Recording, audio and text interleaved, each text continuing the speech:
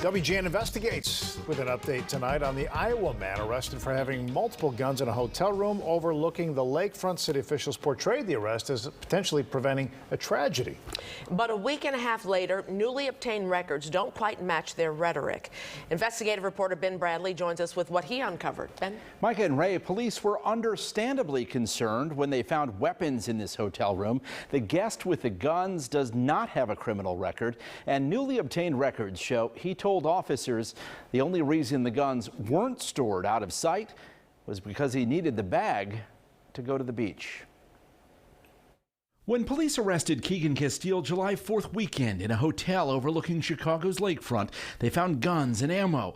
They were alerted by a W Hotel housekeeper who saw the weaponry.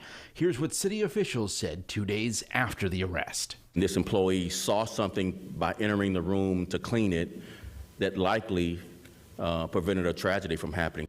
Thank God for that hotel worker who saw something and said something, and I believe averted disaster.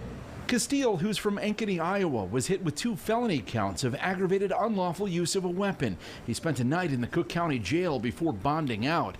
Police reports obtained by WGN Investigates show officers found a semi-automatic PTR 91 without a serial number, 4 additional rifle magazines with unknown amounts of ammunition near a window, and a loaded handgun.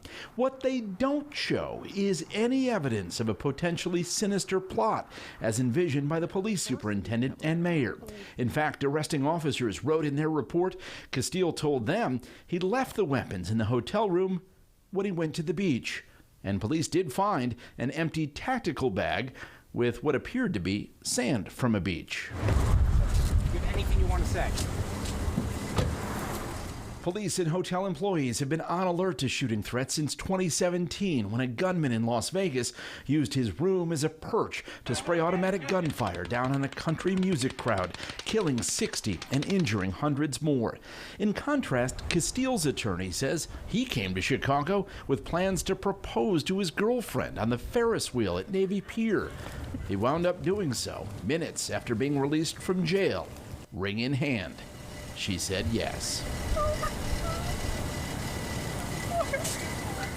In a statement, Castile's lawyer wrote, while the superintendent and other public officials have made Mr. Castile a scapegoat in the face of widespread violence and actual shootings in the city of Chicago, he is nothing more than a law-abiding person exercising his Second Amendment rights. The fact that good people feel the need to arm themselves when traveling to Chicago is the real problem that our public officials need to address. Regardless of the reason Castile brought those weapons to Chicago, he did not have a permit to have loaded guns in Illinois. Neither the mayor's office nor the police superintendent responded to our requests for clarification of their alarming comments or whether they regret suggesting a mass shooting may have been imminent. Ray and Micah? So since he didn't have permits for them, is there any ramification? Well, he's facing that aggravated unlawful Right. use of a weapon charge. Right. He had a bond hearing, or another hearing just a few days ago. So he's still going to work his way through the criminal process associated with this. But in terms of evidence that police or prosecutors have provided to back up those early fears, there isn't there. All right. Thanks, sir. 3 people are now facing charges for a deadly